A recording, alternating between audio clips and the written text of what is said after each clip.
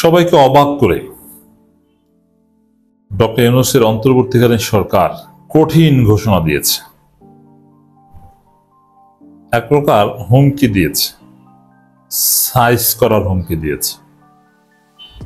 এটা অবাক এই কারণে বলছি যে যেখানে ডক্টর ইউনূস মন খারাপ করে চলে যান এরকম একটা নিউজ নিয়ে তোলপাড়, সেখানে সেই ডক্টর ইউনূস সরকার ঐক্যবদ্ধভাবে হাত মুঠ করে দৃঢ় কণ্ঠে ঘোষণা দিলেন, এবার আমরা কাউকে ছাড়বো না, চালাকি করতে আসবা খবর আছে, জনগণকে সাথে নিয়ে তোমাকে ধোলাই করব। দর্শক, মাননীয় প্রধান উপদেষ্টার পক্ষ থেকে 2টা প্রেস রিলিজ পাঠানো হয়েছে উপদেষ্টা পরিষদের বৈঠক, একনেক বৈঠক সম্পর্কিত। সেখানে 2টা কথা খুব গুরুত্বপূর্ণ। এখতিয়ার বহির্ভূত বক্তব্য কেউ দিতে চাইলে খবর আছে, আর হচ্ছে দায়িত্ব পালনে কেউ বাধা দিলে জনগণকে সাথে নিয়ে ব্যবস্থা নেবে সরকার। এই বক্তব্য 2টা একটা কঠিন কঠিন ঘোষণা এবং হুমকি, থ্রেট। এখন প্রশ্ন হচ্ছে এই থ্রেটটা কাকে দিয়েছে এবং সরকার তাহলে কি করবে? এই মেডিসিন কাজ করছে, অলরেডি ঔষধ কাজ করা শুরু করেছে।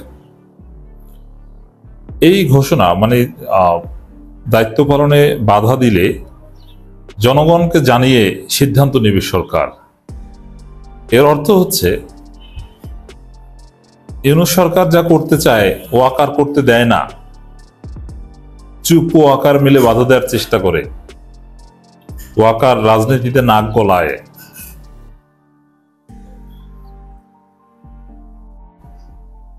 এবং বিএনপি বিভিন্ন জায়গায় বাধা দেয়, এটা করা যাবে না, সেটা করা যাবে না, আবার বিএনপি ওয়াকার এক হয়ে যায়। এই কারণেই ইউনূস পদত্যাগ করতে চেয়েছিলেন। এখন ওয়াকার যদি আবার চালাকি করে তাহলে ইউনূস সরকারের পক্ষ থেকে জানিয়ে দিবে সেনাপ্রধানের কারণে আমরা এই সিদ্ধান্ত নিতে পারছি না, তারপরে জনগণ সেনাপ্রধানের পদ ছুটেই দেবে। ক্লিয়ার? ডক্টর ইউনূসের হুমকি বা তার ঘোষণার তাৎপর্য জনগণ যদি জেনে যায়, এখন পর্যন্ত তো অসমর্থ, মানে সবকিছু অস্বীকার করতে পারে যে না, এই যেগুলো বলা হচ্ছে এগুলো সব ভুয়া, সেনাপ্রধান রাজনীতিতে নাক গলাচ্ছেন না। কিসের সংস্কার? ডিসেম্বরের মধ্যে নির্বাচন চায় ওয়াকার।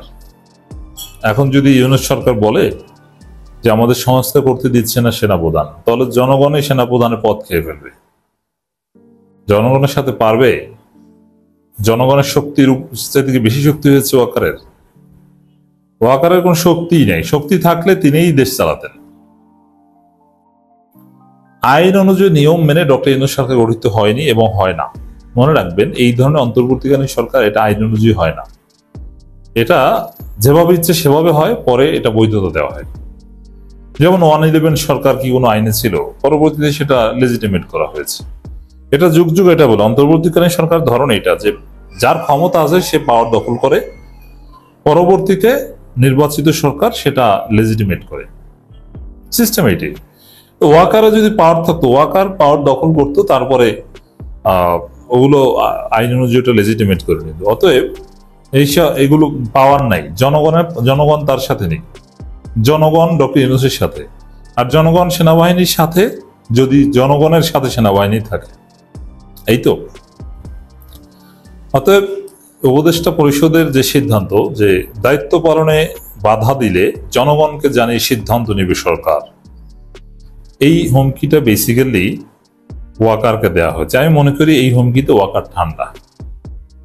এমনকি বিএনপিও যদি কোথাও চালাকি করে জনগণকে বলে দেবে, তারপরে ছাত্র জনতা রাজপথে সিদ্ধান্ত নেবে।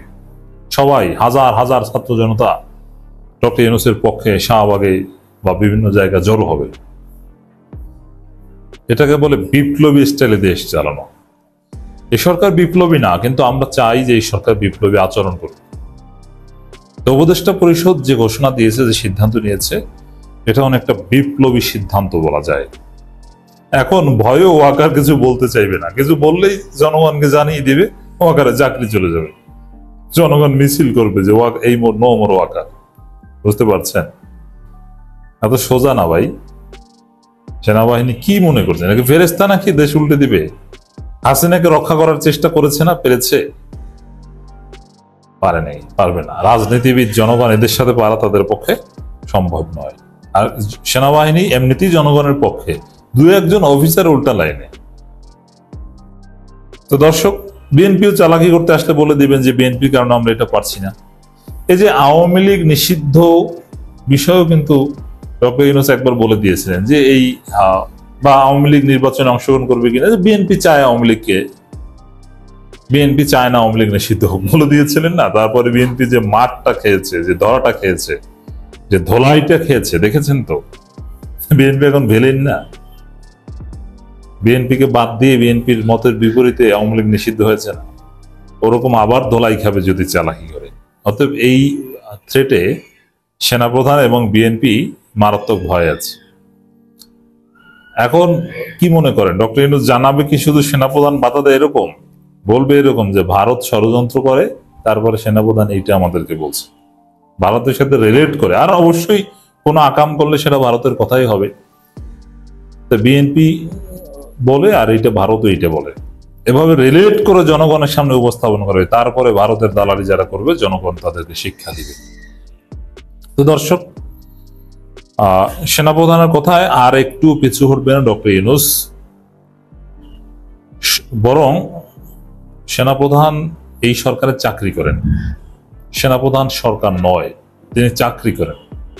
এই সরকারের সাবঅর্ডিনেট থাকতে হবে তাকে, এই সরকারের প্রতি তার আনুগত্য করতে হবে, তাকে সহযোগিতা করতে হবে চাকরি বাঁচাতে হলে। দিস ইজ রিয়ালিটি, ফাইনাল কথা, চূড়ান্ত কথা। আমরা চেয়েছি বিভিন্ন গণমাধ্যমে আওয়ামী লীগের যেসব দোসররা আছে তাদেরকে সরান, সচিবালয়ের দোসররা আছে তারা সরান, পুলিশের কারা কারা আছে তাদেরকে সরান।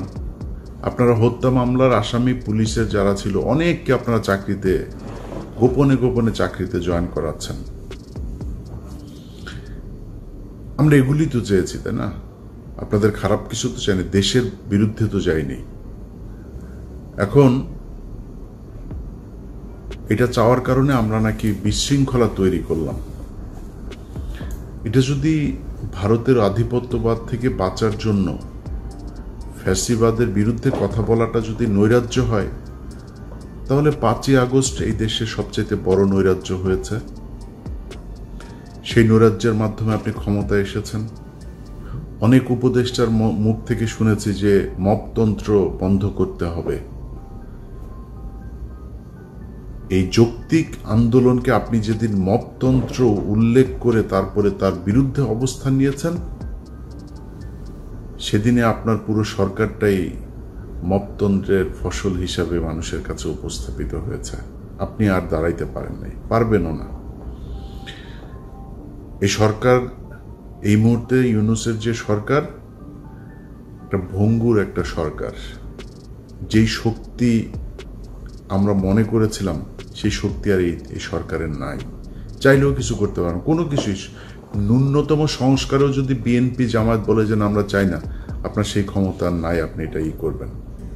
কেন হলো এরকম? আমাদের যৌক্তিক দাবিগুলোকে আপনারা মব হিসাবে করেছেন। করতে হবে কেন? আমরা যে দাবিগুলো করেছি 5 তারিখের পরে, সেই দাবির জন্য মানুষকে মাঠে নামতে হবে কেন? আপনি ওই ফেনীতে যান, নুসরাত হত্যাকাণ্ড, আল্লাহর কসম করে বললাম, যদি নুসরাত হত্যাকাণ্ডের 1 তিল পরিমাণ কোনো ঘটনা সত্য হয়ে থাকে, জীবনে কোনোদিন ভিডিও করব না। 2022 সালে এটা নিয়ে অনুসন্ধান করেছিলাম, সেটা 5 তারিখের পরে আরো একবার দিয়েছিলাম। আমি ওইটা নিয়ে এখন থরোলি কিছু কাজ করছি, একদম ফিল্ডে গিয়ে তারপরে কিছু কাজ করছি। ওইটা সময় পাই না, আপলোড দিতে পারছি না, ফাইনাল করতে পারছি না কাজটা। উচিত ছিল না 5 তারিখের পরে এরকম চাঞ্চল্যকর কিছু ঘটনা, যেগুলো জানে মানুষ। বাবুল আক্তার এখনো পর্যন্ত চাকরি ফিরে পায়নি। এখন পর্যন্ত এই কি বলে হুমায়ুন আজাদ, এই বদমাইশের মামলায় আলেমরা জেলে। এখন পর্যন্ত ওই কোথায় রমনা বটমূল, কোথাকার কোন এই জঙ্গি নাটক টাটক এগুলির আসামিরা ইয়েতে বন্দী। 5ই মের ঘটনায় মামলায় আলেমরা বন্দী। বিএনপি জামাতের ছেলে পেলে এখন পর্যন্ত জেলখানায় বন্দী। কেন? এটার জন্য আন্দোলন করতে হবে? এটার জন্য আবার বিক্ষোভ করতে হবে, যমুনা ঘেরাও করতে হবে? কেন করেন নাই? অনেক কিছু তো করতে পারেন। আপনারা নুসরাতকে কয়েক ঘন্টার ব্যবধানে জেল থেকে ছেড়ে দিতে পারেন। আপনারা মুন্নি শাহরে ধরার পরে 5 হত্যা মামলার আসামি মুসলেখা নিয়ে ছেড়ে দিতে পারেন। মানে এটা কি খেলা নাকি? যা মনে চায়, যেমন মনে চায় আপনার মন মতো করে আপনি চালাবেন, আর ওইভাবেই মানুষ হা করে দেখবে। আমরা এই 10 মাস যে ছোটখাটো করেছি, যারা আমাদেরকে মনে করেছে আমরা সরকারের বিরুদ্ধে কাজ করেছি, এই গত 1 সপ্তাহে আমরা প্রমাণ করেছি যে যারা আমাদেরকে বলতো আমরা নৈরাজ্য তৈরি করতে চেয়েছি, তারাই ইউনূসের বিরুদ্ধে অবস্থান নিয়েছে। যদি ন্যূনতম, ভাই আমি নির্বাচনের বিরোধীও না, বিএনপির বিরোধীও না, জামাতের বিরোধীও না, আমি চাই নির্বাচিত একটা সরকার। আমি কালকে নির্বাচন হলে আমি কালকেই খুশি। কিছু সংস্কার হওয়ার দরকার ছিল। কেউ যদি মনে করে যে আমরা সংস্কার চাই না, তাইলে আবার মনে করেন 2006 সালের মতো অবস্থা আসলো। মনে করেন বিএনপি আবার ক্ষমতায় আসবে, 5 বছর পরে শেষ হবে। বিএনপি নির্বাচন দেবে কিভাবে? বিএনপি যদি একজনকে সিইসি করে, সেটা জামাত ইসলাম মানবে না, আপনি মানাবেন কিভাবে? সংকট আবার আসবে। তাহলে সেই সংকটের জন্য আপনি করলেন কি? আমার কথা হলো, সংস্কার ইউনূস একা করুক আর সবাই মিলেমিশে করেন। করতে তো হবে সংস্কারটা, এটা ছাড়া তো যাইতে পারবেন না। নির্বাচন আমিও চাই, বিএনপির মতো আমিও চাই। আমার নির্বাচন নিয়ে আমার কোনো সমস্যা নেই। কিন্তু এই সরকারের যে কাজগুলো, যেটা তাদের ঘাড়ে দায়িত্ব দেওয়া হয়েছে, সেই দায়িত্বগুলো তাদের শেষ করতে হবে। তার আগে যদি আপনি নির্বাচন দেন, একটা দল ক্ষমতায় আসবে, সমস্যাগুলো আগের মতোই হবে। তো আমরা ইউনূসের পাশে দাঁড়িয়েছি কি, যে ইউনূস যদি নাকি এই মুহূর্তে না থাকে, তাইলে আন্তর্জাতিক অনেক ক্ষেত্রে আমাদের এই দেশটা সংকটের মধ্যে পড়বে। যেই সুবিধাটা ভারত নেবে, আওয়ামী লীগ নেবে। আমরা এই কারণে চেয়েছি যে ইউনূস অন্তত এই সময়টাতে থাকুক। ইউনূসের পাশে এসে দাঁড়িয়েছি, প্রমাণ করেছি আমরা দেশের নৈরাজ্য চাই না। অথচ এই ইউনূস সরকার, আমার মতো একজন ব্যক্তি, আমি কয়েকবার এই সোশ্যাল মিডিয়াতেও বলেছি, আমার মামলাগুলো করে নাই, কেয়ার করি না। আমি মামলা নিয়ে আমি কিছুই করি না। আমার অনেকে আমার মামলার কাগজ চায়, মানে আমার ব্যক্তিগত সম্পর্কের খাতিরে অনেকে চায়, ভাই দেন আমি মামলাগুলো করি। না, সরকারের করতে হবে এটা। আমি যদি কালকে দেশে যাই, এই আসিফ নজরুলের বাপের ক্ষমতা আছে, ও আমার পুলিশ দিয়ে জিজ্ঞেস করবে, ভাই আপনার মামলা কি কি আছে? ওর বাপের ক্ষমতা আছে, ও আমারে ধরে নিয়ে যাবে। এত সোজা না। কিন্তু উচিত ছিল এই সরকারের আমারে জিজ্ঞেস করা যে, ভাই তোমার মামলাগুলো কি? আমাদের কোনো অবদান নাই। এই যে সরকার এসছে, আওয়ামী লীগের বিরুদ্ধে আমরা কিছু করি নাই, কিছুই করি নাই, জিজ্ঞেসও করেন নাই। কেন করেন নাই? কারণ এই সরকার আসার পর থেকে কিছু কিছু মানুষজন তার প্রত্যেক সম্পত্তি মনে করেছে এই সরকারটাকে। এমনকি আমি ছাত্রদের ব্যাপারেও আমার অনেক অভিযোগ আছে। আপনাদের সাথে যারা মাঠে ছিল, তাদেরকে আপনারা অনেককে মাইনাস করে দিয়েছেন। এটা করা ঠিক হয় নাই। আমি মনে করি তাদের অভিশাপে আজকের এই অবস্থা। এগুলো ঠিক করা উচিত ছিল। তো অনেক অভিযোগ আছে। ইউনূস সরকারের কাছে আমাদের দাবি থাকবে, আপনাদের কাছে হাতে যে সুযোগটা এই সরকার, এই দেশের মানুষ দিয়েছে এই সরকারকে, সেই সুযোগটা কাজে লাগান।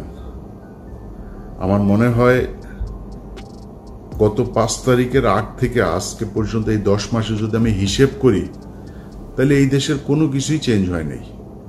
দুর্নীতি, লুটপাট বরং আগের চাইতে আরো বেশি হচ্ছে। এখন সমস্যাটা হয়েছে যে কয়দিন থাকবো, যা পাই তাই খাই, যে যারে দিয়া পারে।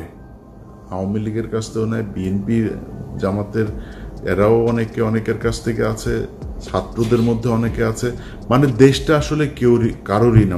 আওয়ামী লীগের এগুলোরও দেখে একটু শিক্ষা নেওয়া, যা হলো 15 বছরে এই জুলাই আগস্টের যে আন্দোলনে যেভাবে তাদের পতন হলো, তাদের এখন যে পরিণতি, এটা দেখে আমার মনে হয় বাংলাদেশের রাজনীতিবিদ, প্রশাসন, ব্যবসায়ী সবাই একটু হুঁশ ফিরবে। আল্লাহর ওয়াস্তে মাথা ঠান্ডা করেন ভাই। টাকা পয়সা কামাইতে পারবেন, এত পাগল হয়ে যায় না, এত বেহুশ হয়ে যায় না টাকা পয়সা কামানোর জন্য। যারা রাজনীতি করেন ভাই, আপনাদের জন্য এই দেশের নিয়মটাই এইভাবে করে দেয়া আছে, কাঠামোটাই তৈরি করা। আপনি আপনার পকেটে টাকা ঢুকবে, টেনশন করেন, এত খাওয়ার জন্য পাগল হয়ে যান না, উতলা হবেন না। টাকা পাবেন, ধৈর্য ধরেন, দেশের স্বাধীনতাটা অন্তত অক্ষুণ্ণ রেখে তারপরে যা করার করেন। আমাদের নিয়ে যা মনে চায় বলতে পারবেন, অনেকের অনেক অভিযোগ থাকতে পারে। ভাই, এই দেশের স্বাধীনতা, সার্বভৌমত্বের জন্য যদি নিজের জীবন দিতে হয়, এটা যেদিন প্রয়োজন হবে সেদিন দেখবেন ইলিয়াস সত্য কথা বলেছিল না মিথ্যা বলেছিল। কোনো স্বার্থটার্থ নিয়ে যদি নাকি কোনো কিছু করার চেষ্টা থাকতো, অনেক স্বার্থ নেয়ার অফার পেয়েছে এই গত 10 মাসে, সেখানে যায়নি। আল্লাহ যেন ওই রাস্তায় নাও নেয় কোনোদিন। তো আমি অত ক্ষমতাশালীও না, এটা হচ্ছে সমস্যা। কিন্তু আপনারা যারা ক্ষমতায় আছেন, যাদের কথায় অনেক কিছু হয়, যাদের সেই সুযোগ আছে, আপনারা যদি নাকি এই দেশটাকে ভারতের হাত থেকে বাঁচাইতে না চান, সেই পদক্ষেপ যদি না নেন, তাহলে এই দেশটা আসলে আলটিমেটলি থাকবে না। আমাদের রাজনীতিবিদ, আমরা দেখছি কয়েকজন রাজনীতিবিদের যে অবস্থা, বিশেষ করে সালাউদ্দিন যেভাবে উঠে পড়ে লেগেছে, এটা খুবই সন্দেহজনক।